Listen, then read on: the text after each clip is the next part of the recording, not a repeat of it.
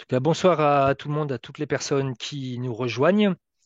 Nous sommes sur un webinaire commun, ALTE 69 ALEC Métropole de Lyon. C'est le cinquième de l'année. Il y aura encore une édition d'ici la fin de l'année. Et donc ce soir, notre intervenant principal sera Maxime, qui est chargé de mission Habitat Énergie à l'ALTE 69. Et donc moi, Sylvain, je me chargerai de la modération. En termes de consignes, on a coupé vos micros et vos caméras pour faciliter la fluidité et les questions sont à poser dans l'onglet discussion. Donc, ça n'est pas utile de lever la main, par exemple, Euh, mais il faut interagir. Il y aura deux temps de questions-réponses. Il faut donc poser vos questions au fur et à mesure qu'elles vous viennent en tête dans l'onglet discussion. Et donc, on essaiera de répondre à un maximum de questions, voilà, sachant qu'on ne pourra peut-être pas répondre à tout le monde parce qu'on avait plus de 400 personnes qui s'étaient inscrites. Donc on sait très bien qu'il y a des gens qui s'inscrivent pour regarder le replay, qu'on n'aura pas autant de monde ce soir, mais avec déjà 160 participants, c'est déjà une des éditions les plus suivies. Voilà, donc on avait mis en place ces webinaires pendant l'épidémie de Covid, quand on ne pouvait pas rencontrer les gens en présentiel. Et donc, on a continué puisque c'est un format qui marche bien. Donc, ce soir, on va vous causer solaire, thermique et photovoltaïque. Je peux te laisser passer la diapo suivante. Donc, on va présenter nos deux structures. Il y aura un topo sur le solaire thermique, donc eau chaude sanitaire solaire et chauffage solaire. Il y aura une partie sur l'électricité solaire, donc le photovoltaïque, avec un petit focus enfin sur les centrales solaires citoyennes. Je vous ferai un petit témoignage puisqu'à titre perso, je suis équipé d'une centrale photovoltaïque depuis une douzaine d'années et puis on vous présentera un certain nombre de ressources pour aller plus loin. Pour ce qui est de la présentation du service, donc qui est qui on est deux associations au service de la transition énergétique de leur territoire. Donc c'est assez simple, on a à peu près la même vocation, si ce n'est que l'ALEC exerce sur la métropole de Lyon. Donc on a une quarantaine de salariés et on travaille sur les 59 communes de la métropole. Et les collègues de l'ALTE interviennent sur les Comcom du reste du Rhône. On est membre d'un réseau national qui s'appelle aujourd'hui France Rénov', que vous avez peut-être connu sous d'autres noms, puisque nous avons été tour à tour le réseau des espaces info énergie, le réseau FAIR, et aujourd'hui ce réseau est le seul réseau qui fournit du conseil gratuit, indépendant et neutre. Et on vous encourage vivement pour tout projet précis à contacter nos conseillers et à ne pas hésiter à prendre rendez-vous dans nos locaux pour pouvoir aller plus loin dans vos projets. Alors, le service public de la performance énergétique de l'habitat, c'est plus d'une trentaine de conseillers sur les deux structures. C'est un service qui est gratuit, qui est indépendant des fournisseurs d'énergie et de matériaux, qui est sans intérêt commercial. On n'est pas là pour vous vendre du matériel, on n'est pas là pour vous dire d'aller chez telle ou telle personne, on est là pour faire en sorte que votre projet soit le plus performant possible. Donc l'accompagnement présentera plusieurs formes. Ça peut être un accompagnement technique sur les travaux d'économie d'énergie et les énergies renouvelables. Ça peut être un accompagnement financier sur les aides financières avec un raisonnement en coût global. Et puis, ça peut être aussi un accompagnement environnemental en évaluant l'impact des solutions choisies. Les financeurs du service, donc, vous en avez un certain nombre. Ce n'est pas forcément exactement les mêmes financeurs pour nos deux structures, mais en tout cas, vous avez les logos des différentes Comcom et des différentes collectivités locales qui financent ce service. Et puis un petit rappel qu'on fait systématiquement, même quand on parle énergie renouvelable, c'est bien de s'équiper d'énergie renouvelable, de produire un maximum d'énergie sur place. Donc ça peut être en installant des panneaux solaires, ça peut être en installant un chauffage bois performant, mais c'est bien aussi d'avoir une réflexion globale. Et c'est aussi le rôle de nos conseillers, c'est-à-dire qu'on va essayer de traiter tous les points. Et le premier point à prendre en compte quand on veut viser la performance énergétique de son logement, c'est un travail sur l'enveloppe. C'est ensuite un travail sur les systèmes, donc chauffage, eau chaude sanitaire, ventilation. Et ensuite, dans la mesure du possible, on essaye de faire des énergies renouvelables, de produire de l'énergie sur le logement. Donc effectivement, ce soir, on va peut-être sans doute plus s'attarder à la maison individuelle, mais on peut aussi vous accompagner quand vous êtes en copropriété. Il y aura deux, trois diapos aussi sur le solaire en collectivité, en copropriété. Donc on a des conseillers chez nous qui sont spécialisés dans l'accompagnement des copropriétés. Il ne faut pas hésiter à les contacter. Donc voilà, on essaye vraiment de raisonner en coût global et de ne pas faire ce qu'on appelle du one shot, parce qu'effectivement, on s'aperçoit que quand on fonctionne comme ça, les rénovations sont beaucoup moins performantes. Et aujourd'hui, si on ne veut pas tuer le gisement d'économie d'énergie, il faut ça peut être intéressant voilà, de faire appel à des spécialistes, de faire un état des lieux de votre logement. Et nos conseillers, ils vous reçoivent avec vos factures d'énergie, avec éventuellement des plans, des photos de chez vous. Et l'idée, c'est de vous faire du conseil sur mesure. Donc, je vais laisser Maxime vous présenter et attaquer par le solaire thermique. Voilà, première partie, donc le solaire thermique. Donc le solaire, une énergie abondante.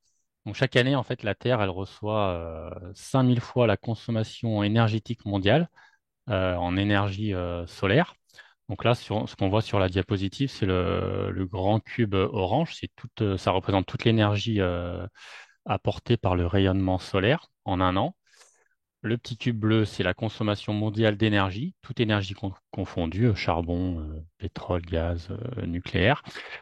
Et donc là, on voit les cubes de couleur, c'est pas annualisé, c'est le stock qu'il reste sur Terre des différentes énergies. Donc le rouge, c'est uranium, le marron, c'est le gaz, le pétrole en vert et l'énergie la plus abondante, le charbon.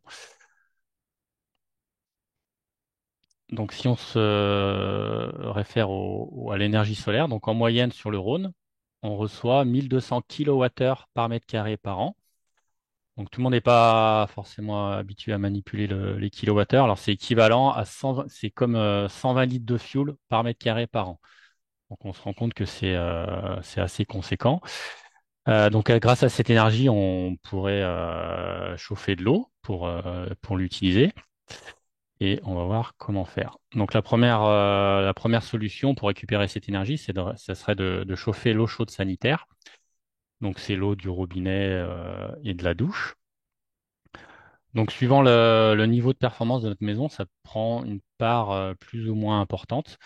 Donc, c'est ce qu'on voit sur le petit diagramme. Les maisons moyennement isolées, on va dire, qui ont été faites sous la RT 2005, la part de chauffage, c'est en bleu, ça correspond à 100 kWh par mètre carré par an. Et la part d'eau chaude, c'est la partie en rouge. Donc on voit que c'est à peu près 30 kWh. Et puis le reste, c'est les auxiliaires, l'éclairage et l'électricité spécifique.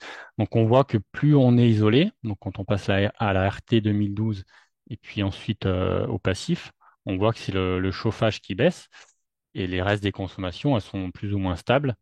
Alors, l'eau chaude sanitaire, on peut baisser un peu les consommations en mettant un chauffe-eau thermodynamique, par exemple, mais on peut pas baisser beaucoup. Donc, la solution, ça serait d'utiliser la chaleur du soleil pour chauffer cette eau. Donc, c'est ce qu'on appelle le solaire thermique. Alors, comment ça marche? Euh, il y a des panneaux qui sont sur le toit de la maison qui récupèrent la chaleur émise par le soleil, par rayonnement. Donc, au niveau dimensionnement, il faut à peu près 1 mètre carré de capteur par personne dans le logement. Parce que plus on est nombreux dans le logement, plus on a besoin d'eau chaude sanitaire, surtout pour les douches. Ensuite, cette installation, en moyenne, elle permet de couvrir entre 50% et 70% des besoins annuels d'eau chaude sanitaire.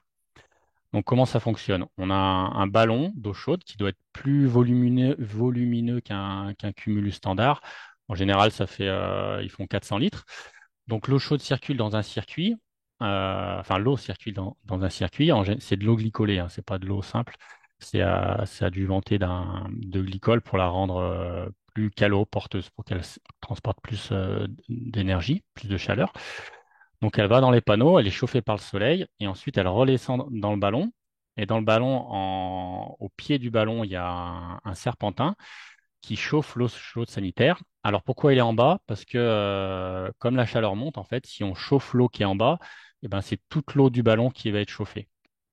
Parce que comme c'est une énergie gratuite, autant chauffer le plus d'eau possible pour que ça profite plusieurs jours.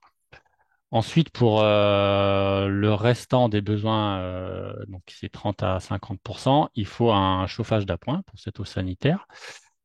Donc c'est soit par la chaudière existante, qui peut être gaz, fuel ou la pompe à chaleur même, ou une résistance électrique. Et si c'est une résistance électrique, ou même si c'est une chaudière, le serpentin, il va être en haut du ballon, parce que c'est de l'appoint, et il faut que ça chauffe seulement l'eau chaude qu'on a besoin, dont on a besoin, pardon. Parce que si par exemple un jour il n'y a pas de soleil et c'est la résistance qui prend le relais, ça sert à rien qu'elle chauffe tout le ballon pour 2 ou 3 jours, alors que le lendemain il y aura peut-être du soleil, donc il faut vraiment que ça soit au coup par coup. Le but c'est d'utiliser le moins possible d'électricité ou d'énergie fossile et le plus possible de solaire. Donc les capteurs, les panneaux, donc c'est des capteurs soit capteurs plans, donc ça ressemble un peu à un panneau photovoltaïque, ce qu'on voit le plus souvent, c'est un peu plus épais. En fait, c'est une vitre et dessous, il y a un serpentin, la plupart du temps en cuivre. Et donc, l'eau qui circule dans le serpentin est chauffée par le soleil. Ensuite, elle redescend dans le ballon. Le deuxième système, c'est des capteurs sous vide. Donc, c'est un peu pareil. Il y a des tubes en cuivre ou en aluminium, mais qui sont dans des tubes en verre sous vide. Alors, l'avantage de ce système, c'est qu'il peut capter le soleil un peu dans toutes les directions. Et le tube sous vide permet d'isoler les tuyaux où il y a l'eau glycolée. Donc ça permet un meilleur rendement. Après, c'est un peu plus cher. Donc les deux technologies sont à peu près équivalentes. Le plus courant, c'est les capteurs plans. Les capteurs sous vide sont un peu plus utilisés en haute montagne parce qu'ils évacuent, enfin, ils retiennent un peu moins la neige, donc c'est un peu mieux. Alors, les points clés pour une installation réussie, donc c'est l'orientation de la toiture. Plein sud, c'est l'idéal parce qu'il y a plus de soleil au sud. Alors, il faut éviter le nord, bien sûr, mais pour du solaire thermique, on peut installer des panneaux plein est ou plein ouest, contrairement au photovoltaïque. Parce que, par exemple, si on prend le cas du plein est, donc les panneaux vont être exposés au soleil tout le matin et ça suffira pour chauffer une bonne partie du ballon. Et même s'il n'y a pas de rayonnement l'après-midi, c'est pas grave, il y aura assez d'eau chaude pour 1 ou 2 jours. Donc pour les maisons qui ont deux pans orientés est et ouest, c'est pas rédhibitoire. L'inclinaison de la toiture, donc de 20 à 60 degrés. Si les panneaux sont plein sud, plus ils sont verticaux, mieux c'est, parce qu'ils vont plus capter les rayons du soleil d'hiver, parce que le soleil est rasant l'hiver, et ils vont moins capter de soleil l'été, ce qui est mieux, parce que souvent l'été, on a moins de besoin déjà, et si ça chauffe trop, l'eau glycolée peut s'endommager et elle va caraméliser en fait. Donc, faut pas que les panneaux soient plats. Bien sûr, il faut absence d'ombrage en toiture. Si on est en plein sud et qu'on a un arbre juste devant, bah, ça ne sert pas à grand-chose. Et il faut bien dimensionner l'installation. Si elle est sous-dimensionnée, ben, c'est dommage, ça ne va pas chauffer assez d'eau et l'appoint va intervenir trop souvent. Et si elle est surdimensionnée, ben, il y aura plus de problèmes enfin, l'eau glycolée va caraméliser plus facilement, en fait. Ça va trop chauffer. Le ballon, il va être à température. Du coup, la chaleur de l'eau glycolée va pas s'évacuer dans le ballon et ça va chauffer et ça peut atteindre des températures assez élevées, autour de 80 degrés, hein. Donc, est-ce que c'est rentable? Alors, si on regarde dans le détail, la rentabilité, elle dépend de la complexité de l'installation et de son coût. Donc, le coût, il est corrélé à la complexité. La rentabilité dépend du prix de l'énergie auquel il se substitue. Parce que si l'énergie solaire vient en remplacement d'une énergie pas chère, bah, ça sera moins rentable. Donc ça sera beaucoup plus rentable si on remplace du propane, par exemple, qui est l'énergie la plus chère. Ça dépend de la hausse du prix des énergies, bien sûr. Et ça dépend aussi des subventions du moment. Alors, les subventions, il y a à peu près 100 euros de certificats d'économie d'énergie. Donc, ça, c'est les entreprises polluantes qui vous rachètent vos économies d'énergie pour éviter de payer des taxes. Donc, c'est pas grand-chose, 100 euros. Par contre, il y a ma prime rénov. Donc, ça, c'est l'aide de l'État qui dépend des revenus. Donc ça peut aller de 0 pour les revenus supérieurs à 4 000 € pour les revenus très modestes. Il peut y avoir aussi des aides locales. Donc il faut voir communauté de communes par communauté de communes. Et ça, il faut nous contacter pour qu'on vous donne les informations. Et pour savoir si c'est rentable, enfin, il y a un moyen qui est assez simple. C'est si vous êtes, ça dépend vraiment de vos besoins de choses sanitaires. Donc, si vous êtes plus de 4 dans le logement, c'est rentable. Et moins de 4, ça commence à être compliqué. Donc, il faut avoir des besoins de choses sanitaires un peu conséquents. Donc, il y a une autre possibilité aussi de récupérer la chaleur solaire, c'est d'avoir du chauffage solaire. Donc là, c'est carrément l'eau chaude de notre chauffage central qui est chauffé, donc soit radiateur, soit plancher chauffant. Donc ça peut couvrir entre 20 et 50% des besoins de chauffage et d'eau chaude sur toute l'année. Donc quand on fait chauffage, on fait aussi eau chaude sanitaire. Donc c'est un dimensionnement qui est un peu différent, c'est beaucoup plus grand. C'est un nombre de mètres carrés à calculer en fonction des besoins de chauffage, donc en fonction de la surface de la maison et de son niveau d'isolation. Donc là, l'idéal, c'est vraiment que les panneaux soient plein sud et que l'inclinaison soit proche de 60 degrés, donc pour les raisons que j'ai évoquées tout à l'heure.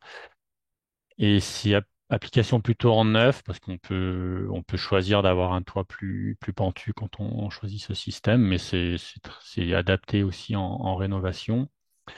Et c'est plutôt pour chauffer doux. On va pas pouvoir chauffer, si on revient de vacances et que la maison est très froide, on ne pourra pas chauffer avec une forte intensité. L'eau chaude, enfin, elle est moins chaude qu'avec une chaudière. Et il y a plusieurs systèmes. Alors, c'est soit on fait comme tout à l'heure, on chauffe un ballon. Il y a un serpentin, l'eau glycolée chauffe un ballon dans lequel il y a l'eau du chauffage central. Soit il y a un autre système où c'est carrément l'eau glycolée qui va directement dans les radiateurs. Là, ça permet un meilleur rendement, mais c'est un peu plus cher et un peu plus compliqué à mettre en place. Il faut avoir les radiateurs aussi adaptés. Alors, on va faire une petite séance de questions-réponses. Sylvain, je ne sais pas s'il y a des questions qui Il concernent y en ce a, il y en sujet. a, il y en a, il y en a. Juste pour compléter, là, c'est vrai que sur la partie chauffage solaire, ça va être beaucoup plus sur des toits pentus, donc on va trouver ça beaucoup plus en Savoie, Haute-Savoie, c'est-à-dire que là où on a des toits pentus pour faire tomber la neige, et c'est vrai qu'en région lyonnaise, en tout cas, c'est quand même beaucoup moins développé. Ouais, et j'ai Alors, oublié de préciser, c'est qu'en montagne, on est souvent au-dessus des nuages. Donc, même s'il fait très froid, on a quand même pas mal de soleil, plutôt plus qu'en plaine, en fait. Donc, ça, même quand il fait très froid, il peut faire 0 degré, et le chauffage solaire est actif, parce que le rayonnement est là quand même. alors, dans les questions qu'on nous pose, donc on a plutôt besoin d'eau chaude en hiver. Comment ça se passe, notamment sur le risque de surchauffe des panneaux en été? Eh ben, c'est ce que je disais, il faut faire attention à pas surdimensionner l'installation. Et après, le glycol, alors, il caramélise un peu. Enfin, faut que ça monte vraiment en température, hein. Mais il y a pas de, si c'est bien dimensionné, il y a pas de grand risque. Après, il peut y avoir, je crois, des boucles de délestage. Il y a des gens C'est ça. Alors, c'est qui... plutôt pour le chauffage, pas pour l'eau chaude sanitaire, Ouais. parce que c'est des petits panneaux quand même. Pour le chauffage, comme c'est des grandes surfaces, il y a soit des boucles de délestage, donc c'est des tuyaux qui sont enterrés dans le jardin et qui chauffent un peu les vers de terre, soit la chaleur elle est accumulée dans le ballon et la nuit, l'eau circule encore la nuit et ça évacue la chaleur par le toit, par les panneaux en fait. Hmm. Puis il y a aussi des gens, pour ceux qui ont des piscines, qui peuvent en profiter pour chauffer Voilà, la piscine aussi. Donc voilà, on nous dit qu'il est intéressant d'avoir une installation auto-vidangeable pour éviter cette caramélisation en période de vacances. c'est ça, ouais, c'est du coup avec la dilatation du liquide, il y a une sorte de trop-plein en fait et Hmm. ça peut se vidanger.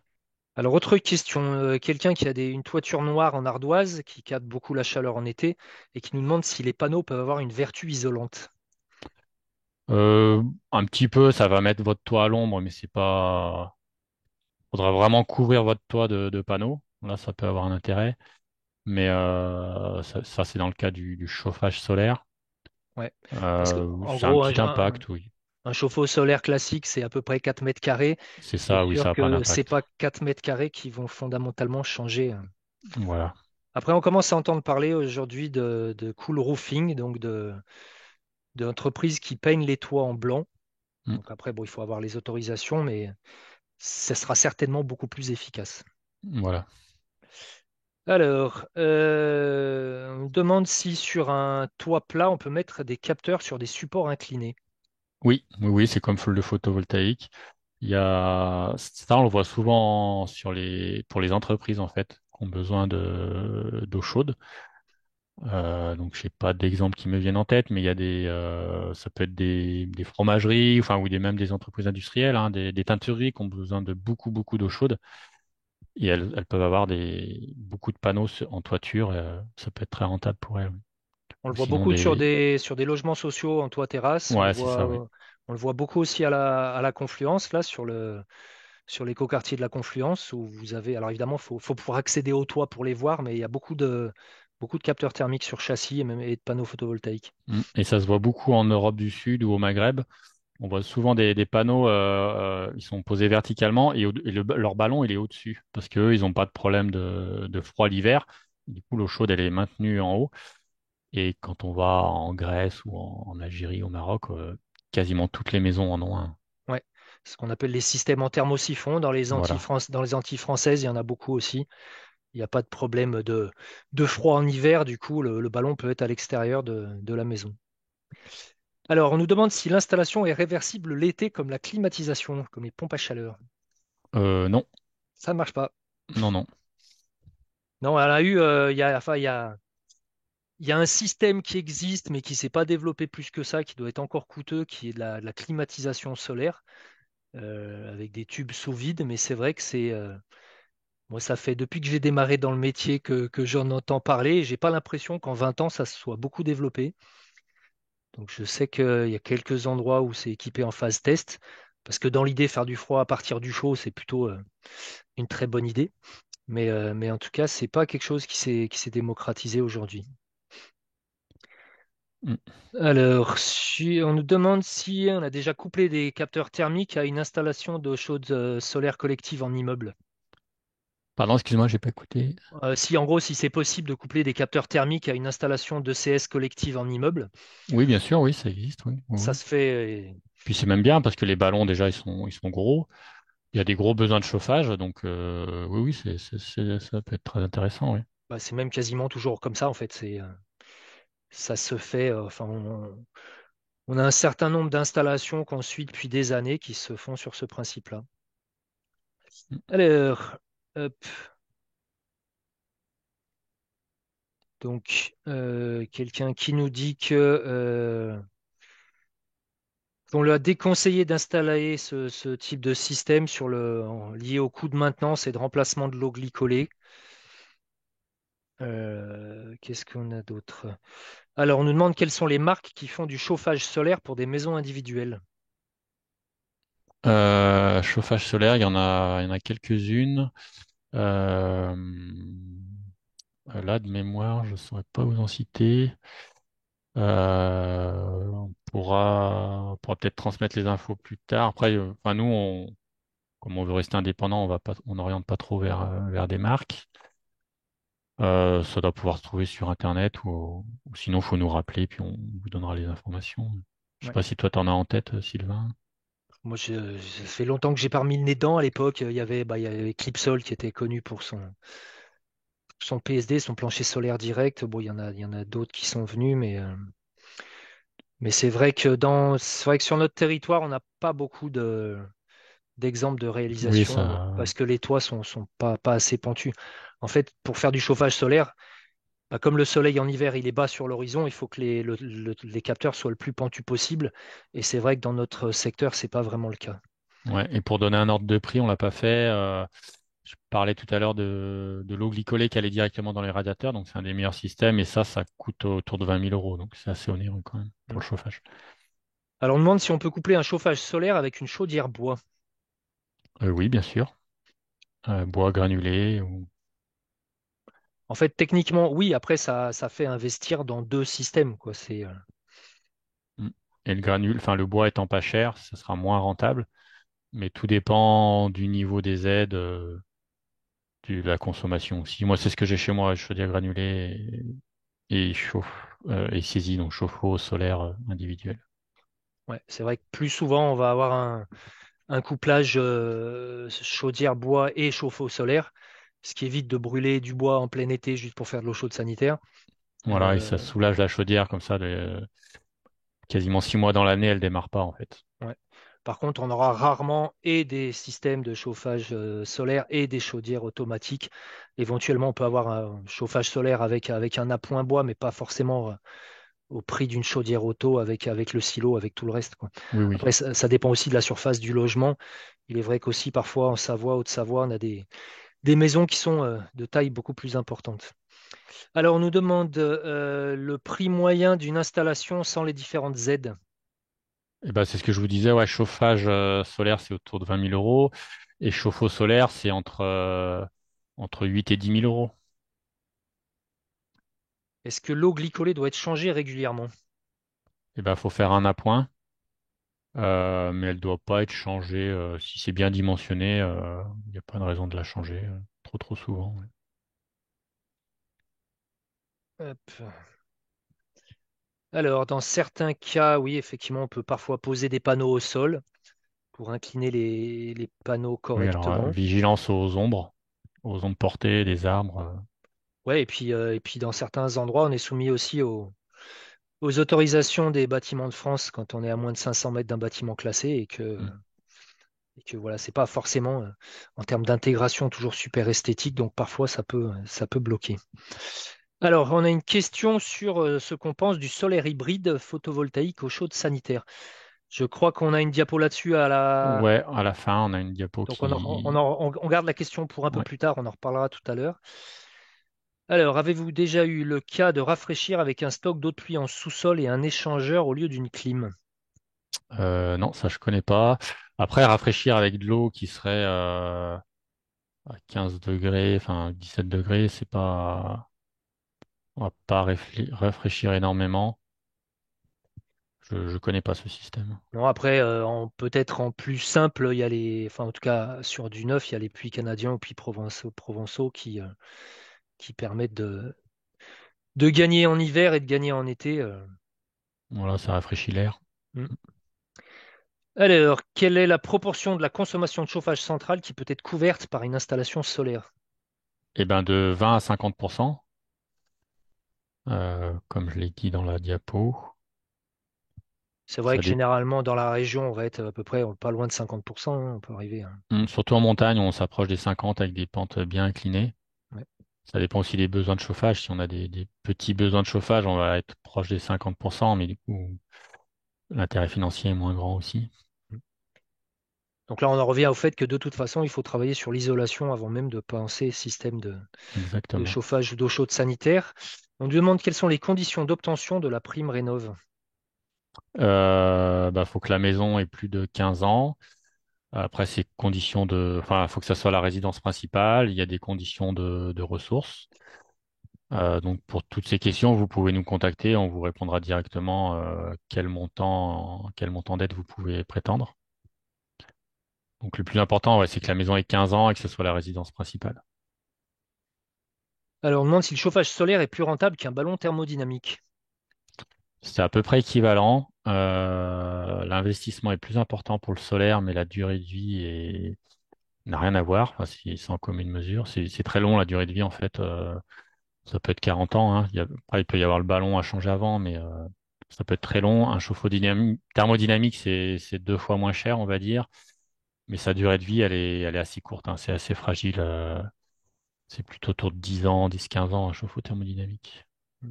Et la rentabilité, c'est un peu pareil. Hein. Si vous êtes moins de 4, ça vaut pas trop le coup d'avoir un chauffe-eau thermodynamique.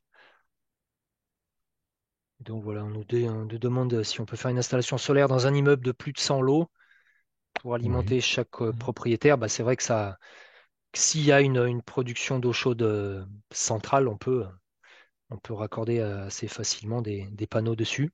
Mm. On a un certain nombre sur nos deux territoires respectifs d'immeubles qui sont déjà équipés.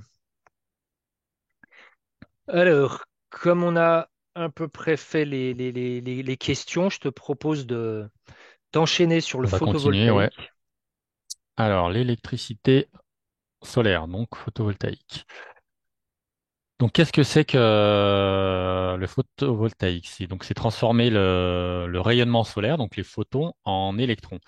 Donc, c'est des panneaux qui vont être posés sur le toit souvent. Donc, le soleil va éclairer ces panneaux, donc va projeter des photons.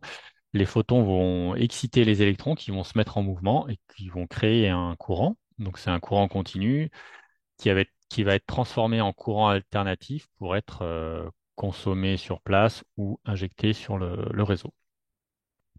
Donc l'ensoleillement, il est variable, mais prévisible et constant, enfin à peu près constant d'une année sur l'autre. Donc on dit que c'est une énergie intermittente, mais il faudrait plutôt dire variable, parce qu'on sait qu'il y a du soleil la journée et pas la nuit, donc ça c'est connu d'avance. On connaît la course du soleil au millimètre près n'importe quel jour de l'année. La lumière du soleil, c'est du 3 en 1. On a un éclairage direct, un éclairage diffus. Donc, même quand il y a des nuages, il y a quand même un éclairage. Alors, bien sûr, les panneaux vont produire beaucoup moins, mais ils vont quand même produire. Et il y a un éclairage indirect. Donc, c'est la réverbération, surtout sur l'eau et la neige. Donc, pour une production optimale, 100% de la capacité, il faut être plein sud et orienté à peu près à 20-30 degrés, enfin incliné à 20-30 degrés, pardon. Et dès qu'on s'écarte, on perd un peu de production. Par exemple, si on est plein sud mais vertical, on a 70% de la production optimale. À 45 degrés est-ouest, on aura 95%, etc. Donc ça, on peut le calculer à l'angle près, on calcule la production des panneaux photovoltaïques et c'est assez fiable. Donc, les éléments d'une installation photovoltaïque. Donc, en premier lieu, il y a les panneaux qui sont fixés à des rails et qui sont eux-mêmes fixés à des pattes de fixation fixées sur les chevrons. Donc, quand c'est une toiture tuile, c'est assez simple à installer. Il suffit de fixer la patte de fixation entre deux tuiles. On fixe le rail, on fixe les panneaux et c'est fini. Enfin, après, il faut faire le raccordement électrique qui est assez simple aussi. Donc ensuite, je vous disais, il y a un onduleur qui va transformer le courant continu en courant alternatif. Et ensuite, il y a les compteurs. Donc soit, je vous expliquerai tout à l'heure, soit il faut un compteur Linky, soit il en faut deux. Et donc ensuite, l'électricité est soit les électrons, ils vont soit direct, ils vont toujours au plus court en fait. Donc quand vous consommez, ils vont aller directement dans vos appareils. Et tout ce qui n'est pas consommé sur place, c'est injecté sur le réseau et c'est vos voisins qui le consomment. Donc les supports et les panneaux, donc comme on voit là, ils ont installé les rails et ils ont installé les panneaux dessus. Donc l'image du dessous, c'est des tuiles, comme je vous disais. Là, c'est un peu trompeur, c'est pas des vraies tuiles, c'est du bac acier, c'est une imitation.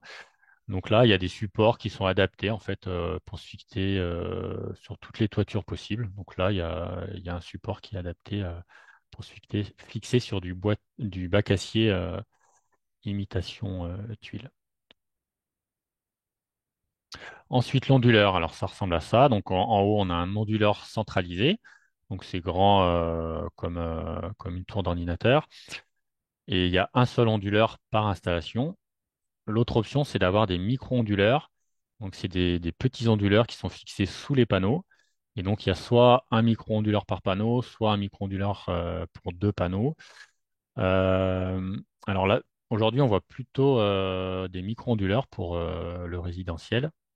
Parce que c'est un peu mieux, parce que quand il y a des ombrages, par exemple, s'il y a un panneau qui est à l'ombre et qu'on a un onduleur centralisé, en fait, tous les panneaux vont produire autant que celui qui produit le moins. Donc, s'il y en a un qui est à l'ombre, c'est comme si toute l'installation était à l'ombre. Alors qu'avec des micro-onduleurs, chaque micro-onduleur va gérer son panneau, et donc il n'y a que le panneau qui est à l'ombre, par exemple l'ombre d'une cheminée, qui va produire moins, et tous les autres, ils vont produire à leur maximum. L'autre avantage du micro-onduleur, c'est que s'il y en a un qui tombe en panne, eh ben, il n'y en a qu'un à changer et ça coûte de 2 à 300 euros. Alors que si l'onduleur centralisé tombe en panne, ben, il faut le changer et ça coûte environ 2000 euros. Alors sur la durée de vie d'une installation, il y a de très très grandes chances d'avoir à changer au moins une fois l'onduleur. Alors que les micro-onduleurs, la plupart peuvent aller au bout et puis s'il y en a deux, trois à changer, c'est pas très onéreux. Alors, petite question, quel est le temps de retour énergétique d'un panneau photovoltaïque? Est-ce que vous pensez que c'est 1 an, 4 ans, 15 ans ou 30 ans? Alors, vous pouvez répondre rapidement sur le chat ou sinon répondez dans votre tête et je vais vous donner la solution tout de suite. Donc, c'est 1 an la réponse. Donc, c'est le temps que met le panneau à produire la même énergie, enfin autant d'énergie qu'il a été nécessaire pour sa fabrication. Donc, c'est très très court. Et alors si on regarde en détail, la plus grosse, l'étape qui nécessite le plus gros besoin en énergie, c'est la fonte du silicium en fait. C'est de faire le silicium. Et après, tout le reste, c'est assez sobre en énergie. Même le transport, avec des panneaux qui peuvent, enfin certains panneaux qui peuvent venir de Chine, ça prend une part pas très importante en fait. Et rapporté à la durée de vie d'un panneau, 1 an par rapport aux 30-40 ans de sa durée de vie et de ce fonctionnement, c'est très très peu. Donc la durée de vie d'une centrale en détail, donc les panneaux, ils peuvent aller de 20 à 40 ans. Donc aujourd'hui, c'est plutôt entre 30 et 40 ans, hein. Alors il faut savoir que c'est une technologie qui est assez jeune, hein. Les plus vieux panneaux qui sont raccordés au réseau en France, ils ont à peine plus de 20 ans. Donc il y a toutes les vieilles installations qui ont 20 ans, en fait, elles produisent, elles sont encore en fonctionnement et elles produisent ce qu'il était prévu qu'elles produisent. Donc tout est conforme à ce qui est prévu. Et là, on pense que les panneaux ils vont avoir une durée de vie plus importante parce que la technologie s'est améliorée. Donc ça va être plutôt 30-40 ans. L'onduleur, alors c'est marqué 10-20 ans, c'est plutôt pour un onduleur centralisé. Aujourd'hui, on en voit qui sont même garantis 20 ans. J'en ai vu un la semaine dernière, garanti 20 ans, un onduleur centralisé. Et les micro-onduleurs sont garantis 25 ans. Donc leur durée de vie, ça va être 30-35 ans aussi. Et pour avoir un ordre de grandeur, ben, un réseau électrique, sa durée de vie, c'est 40 à 80 ans. Donc la question classique qui revient souvent, est-ce que les panneaux photovoltaïques sont recyclables? Alors oui, c'est recyclable à plus de 90%. Déjà parce qu'un panneau, 90% de sa masse, c'est du verre et de l'aluminium. Et le verre et l'aluminium sont recyclables à 100% avec des filières très bien organisées. Ensuite, le reste, bah, c'est des éléments électroniques, donc c'est aussi recyclable, hein, les conducteurs en aluminium, argent ou cuivre. Ensuite, il y a le silicium qui aujourd'hui n'est pas très recyclé, mais c'est une infime partie de la masse. Et on sait aujourd'hui séparer ce silicium du plastique qui l'entoure et bientôt ça sera recyclé. Et en fait, plus les éléments coûtent cher, plus c'est recyclé en fait. Quand c'est plus cher de recycler un élément que d'acheter du neuf, bah, on achète du neuf, ce qui est dommage, mais bon, c'est comme ça. Et là, on voit que les prix des matériaux augmentent, donc tout ce qui est recyclé, ça va devenir de plus en plus pertinent. Et la filière est vraiment organisée. La filière photovoltaïque, c'est une des rares où il y a une obligation de recyclage. Donc, il y a un organisme qui s'appelle Soren. Et donc, soit c'est des grandes installations et donc on appelle Soren et il se charge du démantèlement et du recyclage. Soit si vous avez par exemple un panneau qui tombe en panne, et ben il y a beaucoup de déchetteries qui les récupèrent gratuitement. Enfin, ils sont obligés de les accepter. Donc, le coût d'une installation, donc fournie posée par un artisan RGE pour avoir le droit de se raccorder. Donc les plus petites installations, elles font 3 kilowatts crête. Donc ça, c'est la puissance. Et la taille, c'est à peu près 15 mètres carrés. En dessous, c'est pas très rentable. C'est environ 8 000 euros. Alors ça, c'est plutôt la fourchette haute, en fait. On voit des installations à 6 5 7 000 euros. Et le prix est en constante baisse. Pour une installation de 6 kilos qui correspond à 30 mètres carrés, c'est environ 14 000 euros. Et 9 kilos, qui est l'installation la plus grande qu'on peut mettre en résidentiel, c'est environ 19 000. Là, c'est pareil, c'est une fourchette plutôt haute. Alors, pourquoi 9 kilos, c'est le plus grand? Ça correspond à 45 mètres carrés.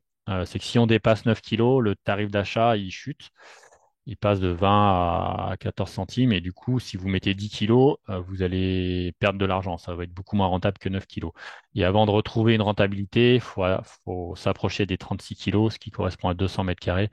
Donc c'est plus pour des copros, des hangars. Enfin, c'est pour les maisons, ça commence à être rare, des pans de toiture de 200 mètres carrés. Il y a un surcoût si vous voulez une intégration au bâti, mais c'est fortement déconseillé. Ça se faisait avant parce que c'était subventionné, parce que c'était plus esthétique. Mais aujourd'hui, enfin, il y a eu beaucoup de problèmes d'infiltration. Donc c'est vraiment à déconseiller. Et en plus, les panneaux, quand ils sont intégrés au bâti, ils sont moins ventilés. Parce que quand ils sont en surimposition, il y a une lame d'air entre le toit et le panneau. Et un panneau, c'est contre-intuitif, mais plus il chauffe et moins il va produire. C'est comme n'importe quel composant électronique. Quand il chauffe, les électrons ils circulent moins vite, donc il produit moins. Donc là, ce qui est important à savoir, c'est que c'est ces ordres de grandeur de prix, parce que l'arnaque principale dans le photovoltaïque, en fait, c'est le prix. Enfin, si vous faites faire des devis ou si vous faites des marchés, enfin, surtout dans le démarchage, vous allez voir des installations à 3 kilos à 20 000 euros. Donc là, vous savez qu'il vaut mieux éviter, parce que vous pouvez payer 8 000, donc c'est quand même un peu mieux. Voilà, donc la vigilance sur les tarifs. Donc, quand on installe des panneaux, il faut choisir entre deux modèles économiques. Donc, j'insiste bien sur le fait que c'est des modèles économiques et financiers. Donc, en sorte, c'est un bilan comptable à la fin de l'année pour savoir combien EDF Obligation d'achat va vous donner. Donc, physiquement, les électrons, ils vont toujours au plus court. Donc, c'est toujours vous qui allez consommer les électrons produits, vous et vos voisins, même en vente en totalité. Donc là, c'est le premier modèle, la vente en totalité. Donc, vous vendez toute votre production à EDF Obligation d'achat à un tarif d'achat qui est à 23 centimes si votre installation elle est inférieure à 3 kilos et à 20 centimes si elle est inférieure à 9 kilos. Donc le but du jeu, c'est soit de se caler à 3 kilos et vous avez 23 centimes, soit si vous dépassez les 3 kilos, il faut aller à 6 ou 9 pour être un peu plus rentable. Donc c'est un prix qui est fixe, qui est garanti pendant 20 ans. Il peut ni monter ni descendre. Donc c'est une rentabilité qui est fixe et qui est facilement calculable parce que votre production, elle est très fiable. Votre production, elle est fiable, votre tarif, il est garanti, donc vous savez combien vous allez gagner pendant 20 ans, enfin sur 20 ans. Ensuite, le deuxième modèle financier, c'est l'autoconsommation avec vente du surplus. Donc tout ce que vous consommez en même temps que vous produisez, c'est déduit directement de la facture, parce que le branchement, il est un peu différent. Oui, j'ai oublié de vous dire, en vente en totalité, il faudra installer un deuxième compteur Linky qui va être là que pour mesurer votre production. Et ça coûte à peu près 1 000 euros supplémentaires. En autoconsommation, les panneaux, ils sont branchés entre votre maison et le compteur. Donc, si vous produisez les électrons, si vous consommez, pardon, les électrons, ils vont au plus court, donc ils vont directement dans le lave-linge, dans les lampes et dans la télé. Et si vous produisez plus que vous consommez, le surplus, il va passer par le compteur. Et là, le compteur, il va compter les électrons qui vont dans l'autre sens. Et EDF va vous acheter ces kilowattheures à 13 centimes. C'est un peu moins élevé qu'en vente totale. Donc, vous gagnez sur les deux plans, la vente de surplus et les économies sur la facture. Donc, les économies, c'est à peu près 18 centimes du kilowattheure. Et l'avantage de ce modèle, c'est que comme le prix de l'électricité augmente de 3 à 4 par an, et ben, votre bénéfice, en gros, il augmente de 3 à 4 par an. Donc, votre rentabilité, elle dépend du taux d'autoconsommation que vous avez. Donc souvent, c'est à peu près équivalent. Euh, Ce qui fait pencher la balance, c'est quand vous avez plus de consommation, que vous avez une piscine, par exemple, qui va consommer l'été au moment où vous allez le plus produire, ou une voiture électrique aussi. Alors, les aides financières et incitations, il n'y a pas d'aide comme pour les travaux d'isolation. Donc, pas de C2E, pas de certificat d'économie d'énergie, pas de MaPrimeRénov' et pas d'éco-PTZ. Donc, c'est le prêt à taux zéro. Par contre, il y a le tarif d'achat qui est là. C'est une sorte d'aide parce que EDF vous achète tous les jours de l'année votre électricité à 20 centimes, par exemple, en vente en totalité, alors que sur le marché de gros, le prix de l'électricité fluctue et en plein été, quand il y a peu de demande et beaucoup de production, on arrive à des prix négatifs même. L'électricité est à zéro. Et là, EDF continue de vous l'acheter à 20 centimes. Donc, c'est une sorte d'aide. Ensuite, il y a la prime à l'investissement. Si vous choisissez l'autoconsommation avec vente du surplus, donc cette prime, elle peut aller de 1 500 euros pour 3 kilos à 3 420 euros pour 9 kilos. Donc c'est dégressif, c'est en fonction du nombre de kilowatts crête que vous installez. Et elle est versée, elle n'est pas versée tout de suite, elle est versée à la fin de la première année de production, donc un an après le raccordement. Et c'est souvent aussi cette prime qui fait la différence entre la vente en totalité et l'autoconsommation qui sont souvent assez proches. Alors, on va faire un petit aparté sur les panneaux mixtes. Donc, c'est l'exemple de Dualsun. Donc, c'est une entreprise française qui produit ses panneaux à côté de chez nous, dans l'Ain. Donc, c'est un panneau hybride. Donc, il est composé de deux panneaux, en gros. Donc, la partie supérieure, c'est un panneau photovoltaïque standard. Et en dessous, au lieu d'avoir une plaque normale, il y a un panneau chauffe-eau solaire. Donc, le panneau du dessus va récupérer le rayonnement, il est semi-transparent et puis il va chauffer aussi, donc ce qui va chauffer le panneau comme un panneau chauffe-eau solaire en fait. L'avantage de ce système.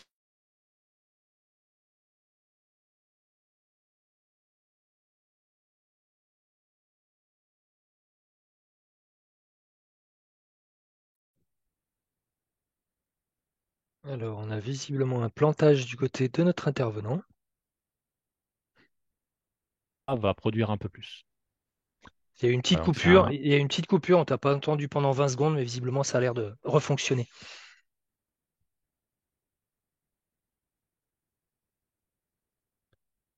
Ou pas. alors, est-ce que tu m'entends? Voilà, c'est bon, vous Oui, m'entendez? ça y est, c'est bon. Donc, je disais, le panneau solaire thermique va refroidir le photovoltaïque et ça va permettre de plus produire. Donc, ça a certains avantages. Alors, pour bien choisir son installateur et éviter un peu les arnaqueurs, donc il y a l'annuaire RGE. Donc là, vous n'allez pas, c'est pas un gage de qualité en fait. Tous les installateurs qui installent des panneaux sont RGE, sinon vous pouvez pas être raccordé au réseau. Mais ça permet, cet annuaire, il est pratique. Vous mettez votre commune et vous faites une recherche de tous les installateurs sur un rayon de 10 ou 20 kilomètres. Comme ça vous donne tous les petits installateurs locaux. Et c'est vraiment conseillé de faire appel à eux plutôt qu'une grosse entreprise nationale ou une entreprise qui est basée à Paris, qui sous-traite. Il y a aussi des réseaux de professionnels du solaire, donc comme Technosolar et Insoco. Et aussi, un réseau qui est intéressant, qui est local, c'est SolarCop. C'est une filiale d'une centrale photovoltaïque. Je vous dirai ce que c'est plus tard. Donc, c'est des citoyens qui ont créé cette société et maintenant ils ont des salariés. Donc, ils vendent des kits photovoltaïques si vous voulez installer vous-même, mais il faut que ça fasse moins de 3 kilos, donc moins de 15 mètres carrés. Et aussi, ils ont un annuaire, ils ont des accords, un partenariat avec des installateurs locaux dont ils garantissent le travail, le sérieux, et puis les prix sont dans les fourchettes que je vous ai indiquées. Donc, ça peut être intéressant de passer par eux. Et dans tous les cas, il faut faire 2 ou 3 devis pour comparer. Et si vous voulez vraiment avoir un conseil indépendant, ben, vous pouvez nous appeler, nous envoyer les devis, et puis nous, on les regarde, on vous aide à choisir, et on vous dit les avantages de tel ou tel devis, et puis on vous dit s'ils sont vraiment dans les prix. Donc maintenant, un petit focus sur les copropriétés. Alors pour installer des panneaux photovoltaïques ou solaires thermiques d'ailleurs, il faut l'adhésion des copropriétaires. Alors depuis pas longtemps, ça a été un peu simplifié. Il suffit maintenant d'avoir une majorité simple de l'article 24. Alors, l'article 24, ça dit qu'il faut simplement pardon, la majorité des présents à l'Assemblée générale. Donc, ce qui peut être pas trop compliqué à obtenir. C'est des toitures plus grandes, donc souvent plus intéressantes. On peut dépasser les 9 kilos, comme je disais tout à l'heure, mais il faut s'approcher des 36 kilowatts crête, donc 200 mètres carrés pour être rentable. Donc, c'est en gros soit être à 45 mètres carrés, soit dépasser les 150 mètres carrés. Entre les deux, ça sera pas rentable. Donc les différents modèles économiques en copro, ils diffèrent un peu de chez le particulier, enfin en résidentiel, pardon. Donc il y a la vente totale, ce qui est le plus simple, ce qui sera le cas le plus courant. Il peut y avoir l'autoconsommation individuelle, mais comme le propriétaire des panneaux, c'est la copropriété, donc ça sert qu'aux consommations des parties communes, donc l'éclairage, l'ascenseur, donc ce qui est pas grand-chose, donc souvent ça sera pas très rentable. Il peut y avoir l'autoconsommation collective, donc pour chaque logement, plus vente du surplus dans tous les cas. Alors l'autoconsommation collective, c'est un peu plus compliqué à mettre en place. Il faut qu'il y ait une structure qu'on appelle AMO, c'est l'autorité morale organisatrice, et c'est elle qui va vendre, qui va répartir l'électricité produite et la vendre aux différents copropriétaires. Donc ça demande un peu de travail, un peu d'organisation, donc ça peut être un peu compliqué à mettre en place. Donc il y a le même système, mais en plus avec les parties communes. Donc ce sera toujours le cas en fait. Il n'y a pas de raison de ne pas mettre les parties communes dedans. Autant en mettre le plus possible. Et sinon, il y a un dernier modèle, c'est faire appel à un tiers investisseur qui va financer les panneaux, mais qui va garder l'électricité pour lui, enfin qui va la vendre lui-même. Et en dédommagement, en fait, il va louer la toiture. Donc c'est comme si la copropriété louait un garage à un artisan. En fait, là, elle va louer son toit à une entreprise. Et il peut y avoir des gains autour de 7 euros du mètre carré par an. Donc un exemple sur un immeuble, une copropriété qui s'appelle le Sisley. Donc c'est une orientation qui est pas géniale, qui est est-ouest. Oula, ça met dans le désordre. Donc, c'est une intégration en toiture pour des raisons architecturales. Il y a 45 logements. Cette installation, elle a coûté 56 800 euros. Elle date un peu aujourd'hui, elle coûterait un peu moins cher. Donc il y a une maintenance de 300 euros. La surface installée, c'est 164 mètres carrés, donc ça correspond à 90 panneaux de 400 watts crête chacun. Donc ça nous fait une puissance installée de 36 kW crête. Donc avec une installation, une orientation est-ouest, ce qui est pas l'idéal. Il vaut mieux plein sud. L'inclinaison du toit, c'est 30 degrés, donc c'est du standard, hein, c'est ce qu'on voit souvent dans les maisons aussi. Donc ça nous donne une production annuelle de 35,6 mégawattheures, donc c'est 35 000 kilowattheures, donc ce qui est assez important. Le tarif d'achat, s'il se raccordait aujourd'hui, ça serait 14,58 centimes du kilowattheure. Donc ce tarif d'achat, il a augmenté récemment. Donc là, on est dans une période où il est assez intéressant. Donc si on est en vente totale, ça ferait un gain de 5200, enfin un revenu de 5 200 euros pour la copropriété par an, donc ce qui est assez intéressant.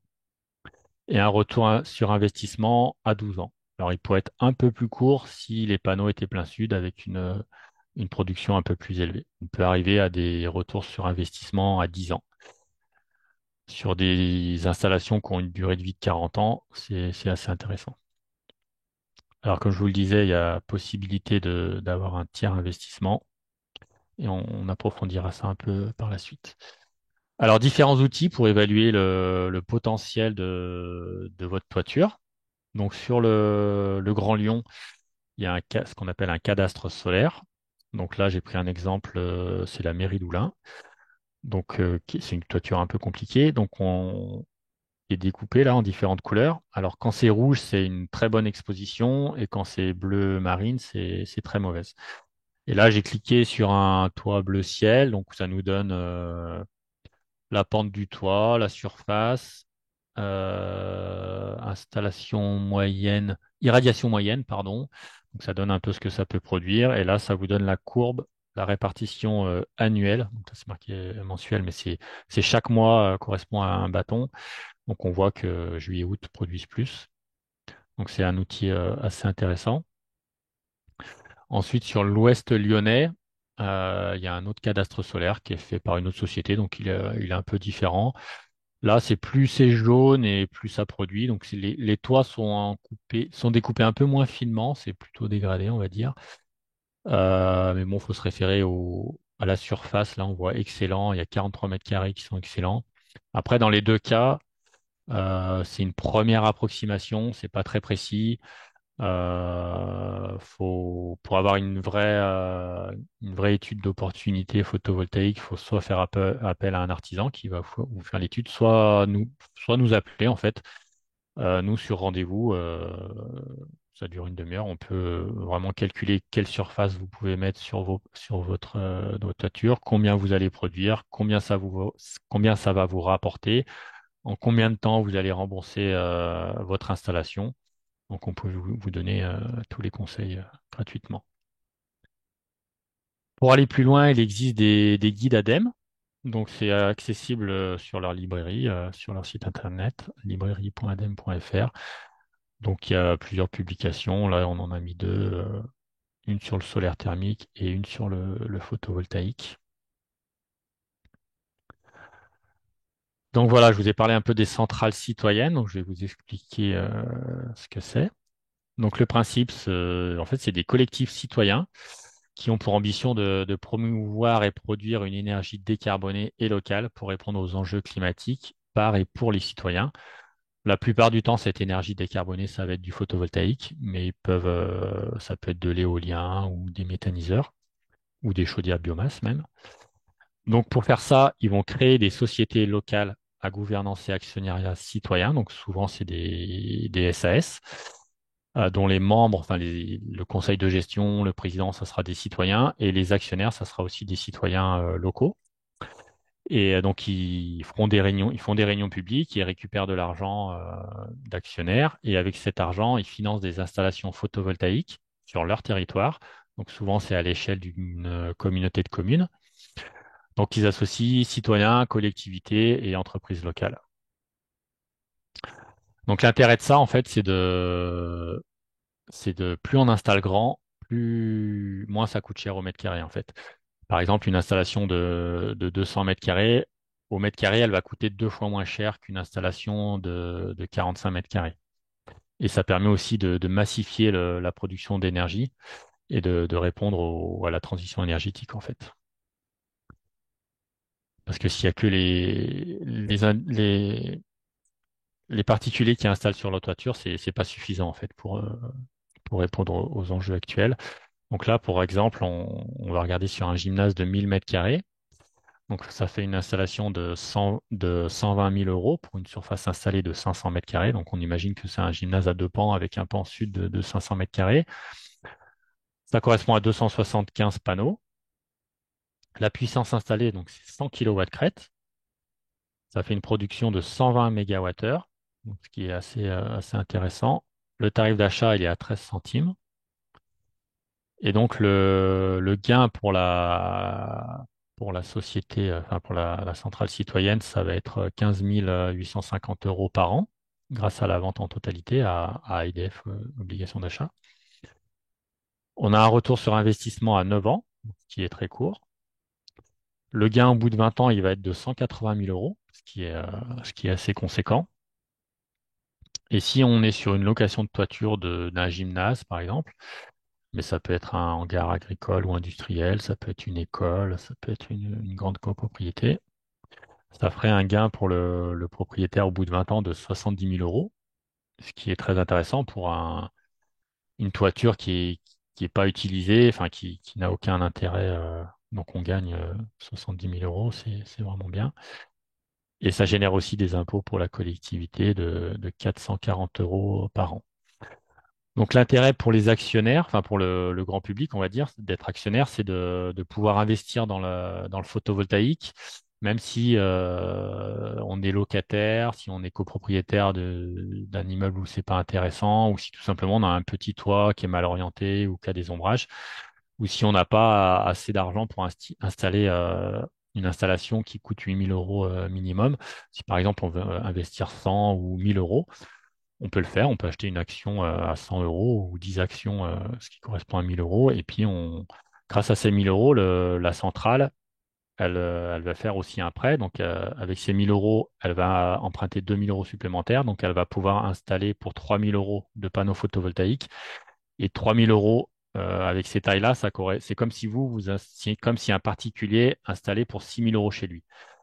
Donc avec 1000 euros, on va produire autant que 6000 euros pour un particulier. Donc on produit 6 fois plus avec le même argent en passant par une centrale citoyenne.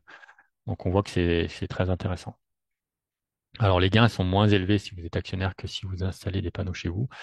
Le rendement, c'est autour de 3%. C'est ce qu'on constate un peu sur les centrales citoyennes qui ont été créées il y a quelques temps. Donc c'est quand même intéressant aussi. Et il n'y a aucun risque financier de perte d'argent. Donc les centrales, il y en a un peu partout dans le Rhône. Euh, Donc, il y en a une sur la métropole de Lyon qui s'appelle Toit en Transition. Alors, ça, c'est l'association et la société, ils l'ont appelé 1, 2, 3 Soleil. Il y en a partout, sauf un peu dans l'Est lyonnais, sur la CCPA, CAVBS. Il y en a, je ne sais pas si elles sont totalement opérationnelles, comme Soleil en Beaujolais, qui s'est créé assez récemment, et Graines d'énergie, dont je fais partie, qui est en cours de création. Là, les statuts ont été rédigés, la société va être créée rapidement. Il y a déjà les premières études de toiture qui sont faites. Alors, les plus anciennes, ça doit être Centrale villageoise de la région de Condrieu. Ça doit être une des premières en France. Je me demande si c'est pas la première. Et il y a la CVPM sur Mornan, qui est une centrale assez grosse aussi. Mais vous voyez qu'on peut se rapprocher de la centrale de son territoire ou de son territoire voisin. Donc maintenant, on va passer au témoignage de Sylvain Alors, ça va sur être un son témoignage installation. assez rapide. Oui, Je ne sais pas si on m'entend bien parce que ça me dit que ma connexion est instable. moi je t'entends. Donc, moi, je me suis équipé en 2010. Donc, j'ai mis une centrale de 3 kilowatts crête. Alors, pourquoi il y a souvent on va dire, beaucoup de gens sont équipés de 3 kilowatts crête, c'est qu'en fait, on part du principe que des gens qui font des efforts de maîtrise de l'énergie, bah, on va dire que 3 kilowatts crête arrivent à peu près à couvrir la consommation d'électricité spécifique, c'est-à-dire hors eau chaude et chauffage.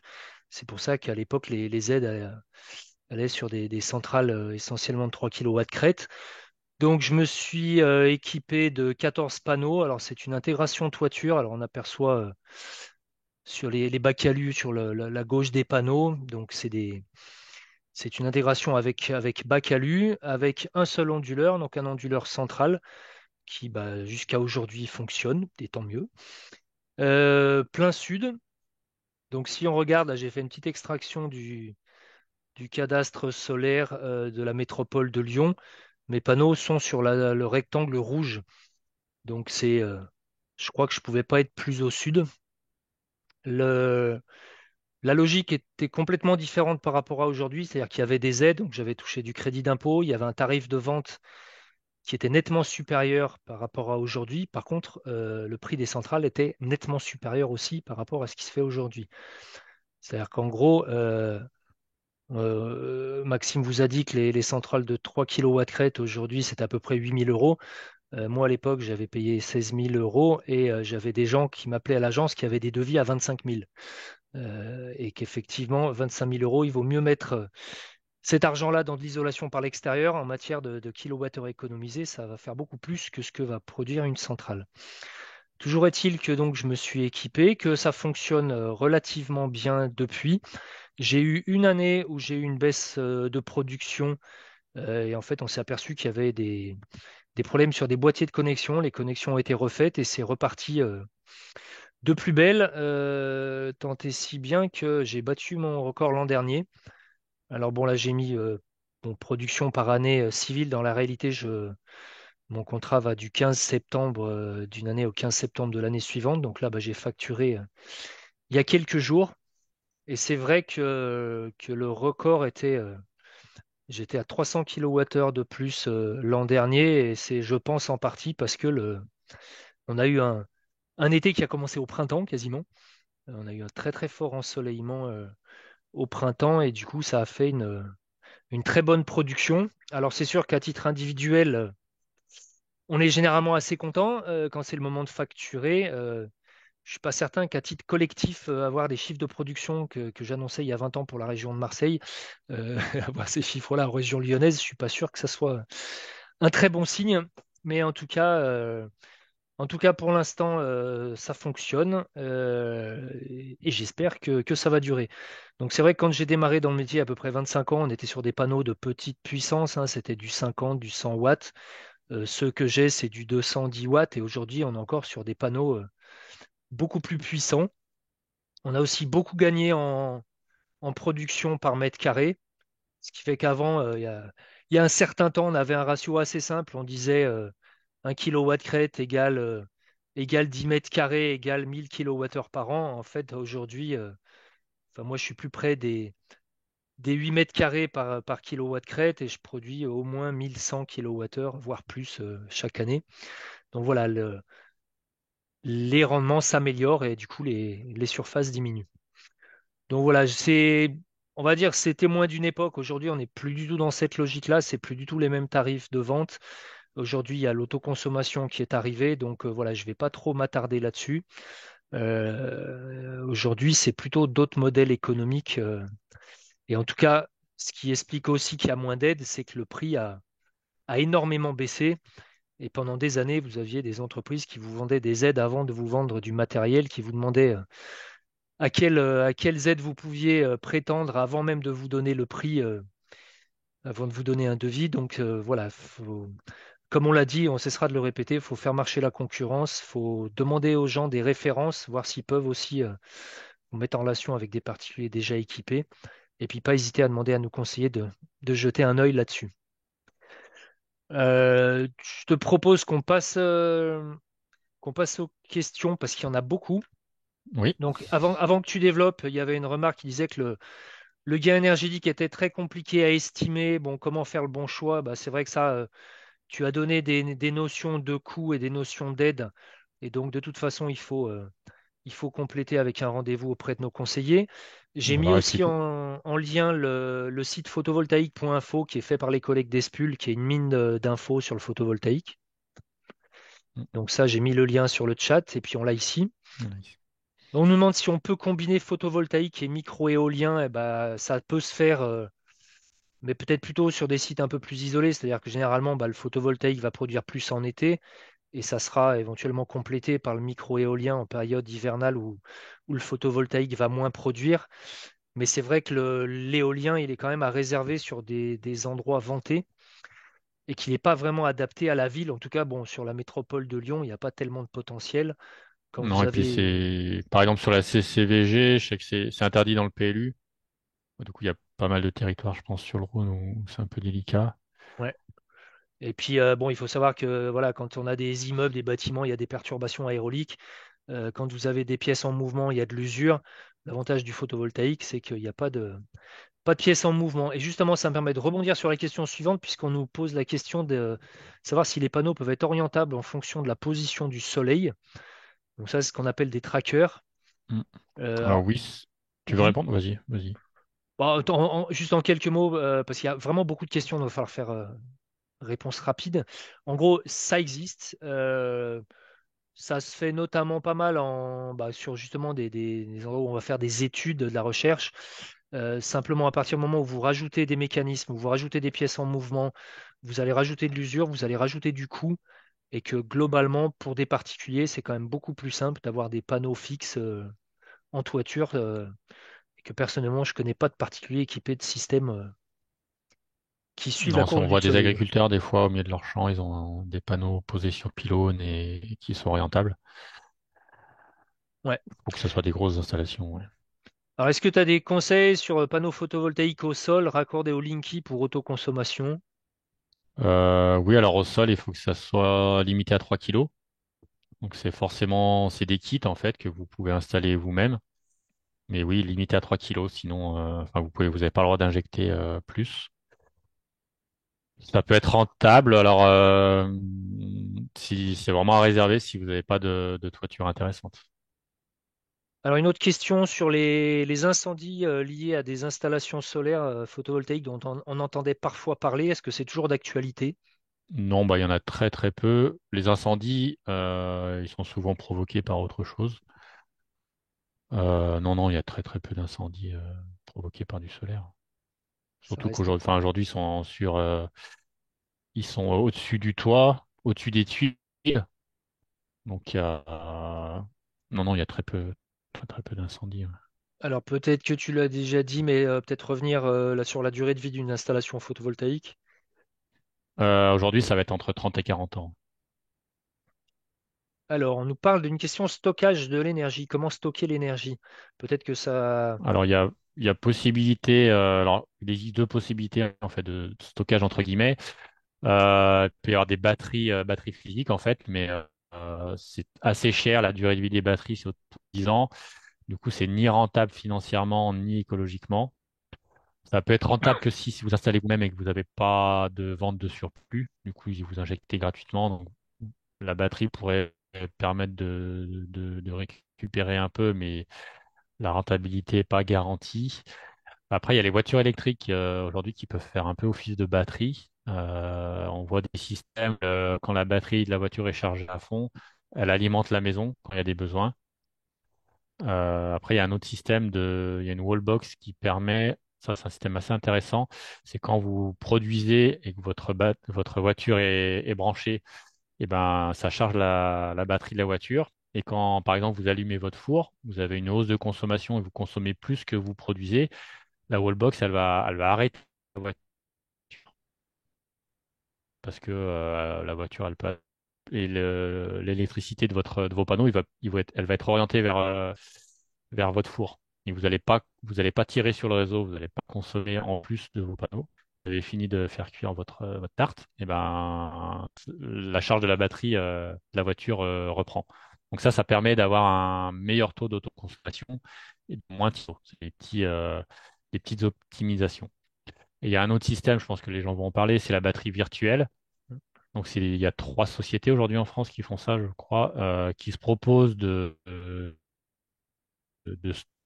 stocker votre électricité. Alors, c'est virtuel, hein, l'électricité elle est dans le réseau.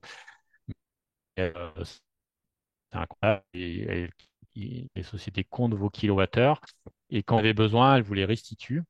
Alors, elles font des publicités un peu mensongères, elles disent qu'elles vous reversent votre électricité, mais en fait, comme ça passe par le réseau, elles sont obligées de payer les taxes. Et les taxes, c'est 50% du prix de l'électricité. Donc, en fait, elle ne vous le revend pas, elle vous le revend 50% du prix. Alors, il y a 3 systèmes. C'est un peu comme les mutuelles ou les forfaits téléphoniques. C'est 3 systèmes complètement différents, impossibles à comparer. Enfin, très compliqué à comparer. Mais enfin, c'est pas très rentable, en fait, parce que, enfin, il vaut mieux avoir des systèmes assez simples. Il vaut mieux vendre son surplus à 13 centimes plutôt que de le mettre de côté un abonnement et puis le racheter 10 centimes après. Le gain est pas, c'est pas à conseiller, quoi.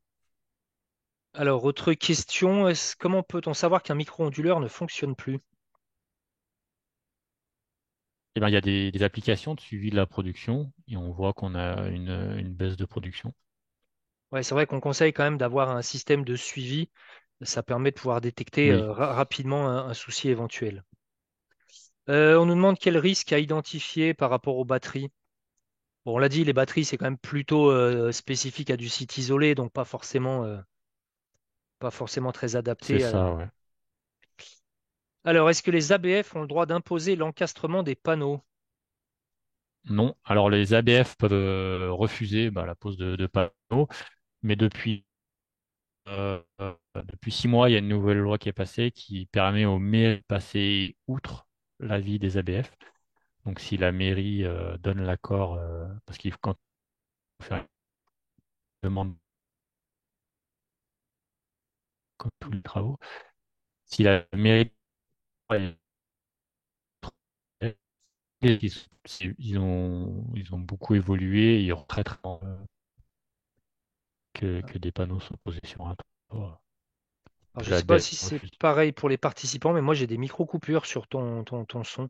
Je ne sais pas s'il y a des problèmes de connexion. Euh, on nous dit que les assureurs acceptent pas tous la pose encastrée à cause des risques au niveau de l'étanchéité. Euh, Il faut vraiment éviter. bon, et ben là, on a définitivement perdu notre intervenant. Tac, tac, tac. Alors, les panneaux PV ne craignent pas la grêle. Eh ben, sur des grêles entre guillemets classiques, ça passe généralement sans mal. Évidemment, hein, sur des événements météo extrêmes avec de la grêle de gros diamètre, forcément, il peut y avoir des dégâts. Généralement, de toute façon, on les assure. Est-ce qu'il y a un outil pour ça? Alors, j'ai un message de notre intervenant qui revient. Alors, il est de retour. Tu peux remettre ton micro.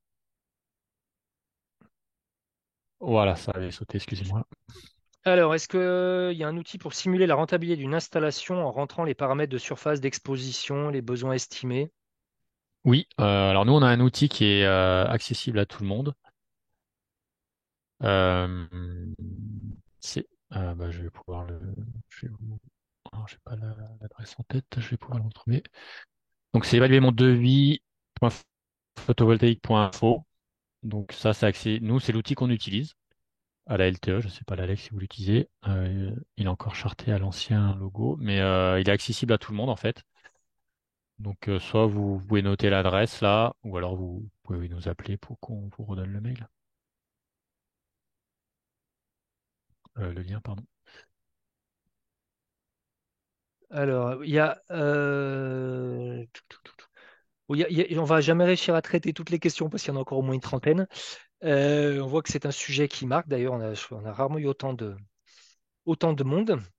Je vais essayer d'en prendre deux ou trois au passage. Sinon, Euh, je vais afficher la diapo pour nous contacter, hein. ouais, Euh, je crois Toutes qu'on les va questions effectivement qui faire ça. resteront en suspens, vous pouvez nous S'il y a une contacter. question qu'on n'a pas abordée, c'est la question de l'entretien des panneaux. Est-ce qu'il faut faire le nettoyage de temps en temps et à quelle fréquence?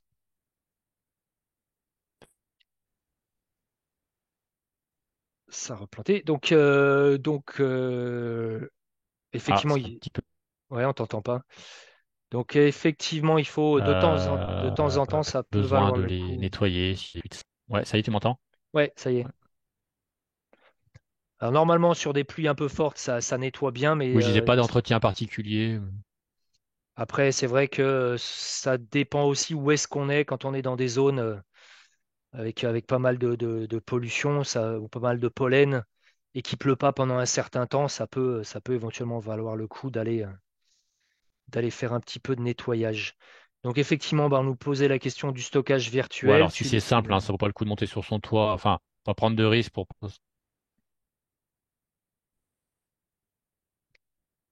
Décidément, on a du mal à t'entendre. Pas. Mais effectivement, il y a un moment où le coût risque-gain, à titre perso, je suis jamais monté sur mon toit pour nettoyer mes panneaux en 13 ans. Et pas seulement parce que j'ai le vertige, mais j'ai pas forcément envie de descendre de mon toit plus vite que je suis monté. Alors, on a de nouveau perdu notre cher Maxime. Donc le webinaire, effectivement, dans les bonnes questions, oui, le webinaire, il est enregistré. Et en fait, tous les inscrits, qu'ils aient été présents ou pas, recevront un lien. Et en fait, le webinaire, d'ici une semaine max, sera mis en ligne sur les chaînes YouTube de nos deux structures. Donc effectivement, sur la chaîne de l'ALEC Lyon, vous avez les replays. Sur la chaîne YouTube de la LTE 69, vous avez aussi les replays. Donc ça vous fait deux options. Voilà, donc on va devoir arrêter parce que c'est vrai qu'on essaye de ne pas dépasser 1 heure et quart au niveau des webinaires. Et puis on voit qu'il y a des gens qui commencent à penser à manger. Donc en tout cas, ben, je remercie Maxime pour sa présentation très claire. Je remercie tous les participants. Je crois qu'on avait mis la date du Merci à prochain toi. webinaire.